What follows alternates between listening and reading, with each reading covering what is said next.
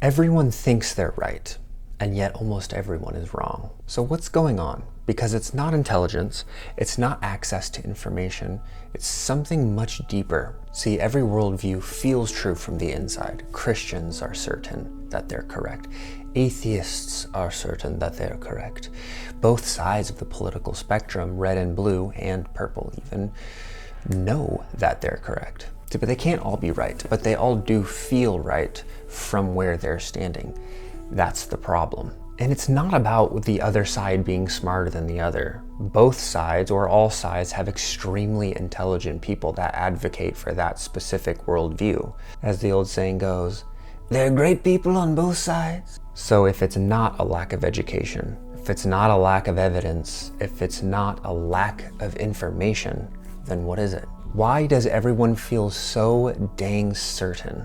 Well, the reason behind that, my friend, is because our brains aren't wired to find the truth. It's designed to keep you alive. And for most of human history, being wrong didn't just mean being incorrect. It meant being dead. Think about it. If you are the chief of your tribe and there's a lion that keeps coming in to eat all of your kids, and you say to yourself, hey guys, I believe that it will take 10 men to bring down this one lion. But you were wrong in that belief, and it actually takes 11 men to bring that lion down. Then you're dead.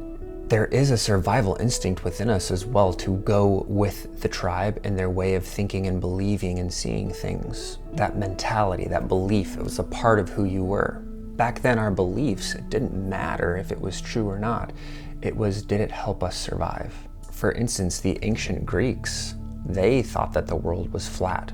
Yet they had a way to map the stars and the constellations in a way that was extremely utilitarian. Even though their framework for the thing was incorrect, they were still able to use that framework in order to sail, in order to navigate, in order to do things. So as long as it works, right? It doesn't have to work well. So our brain doesn't prioritize truth, it prioritizes survival. Aldous Huxley had this idea in his book, The Doors of Perception, that the brain is essentially not a generator of consciousness, but a limiter of it. It helps us to view the world in a way that helps us to function and be stable and survive. In other words, you're not seeing reality as it really is. You're seeing reality as it helps you to survive. And I can see this in myself as well. So many times I was having debates and arguments, stopping listening halfway through and just thinking about what I'm gonna say next to defend myself. But after a certain point in time, I began to notice my knee-jerk reaction to be defensive, notice how quickly I was to justify, and notice how uncomfortable it was to even entertain or consider the idea that I could be wrong about something. That's not us protecting the truth. That's us protecting ourselves. Notice that the more defensive you feel, the less certain you probably are about a thing. And here's a useful way to see this. When something is actually clear to you, you don't feel a need to defend it. For instance, no one argues 1 + 1 is 2. And if someone does, you don't feel threatened. You don't get angry. You just realize that that hasn't become real for them yet. And if they're open to trying to see that, you can walk them to it or have that conversation. But see, that's very different than what most of us do. Because when our identity is tied to our beliefs, we are no longer trying to help somebody. We are just trying to defend ourselves. Let me be clear here. The solution isn't to stop believing things.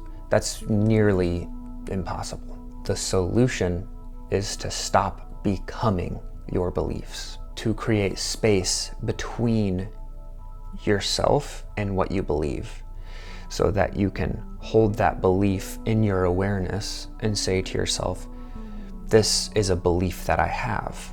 And when you can become aware of the beliefs that you have, your beliefs no longer have you.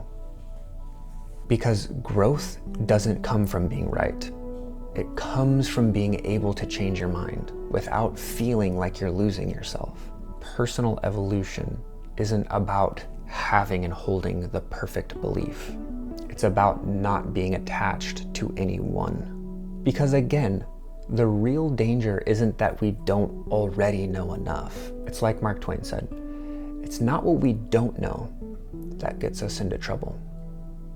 It's what we know for sure that just ain't so. I want to end with this. If you can finally separate yourself from what you believe, then and only then can we maybe begin to see what's actually true.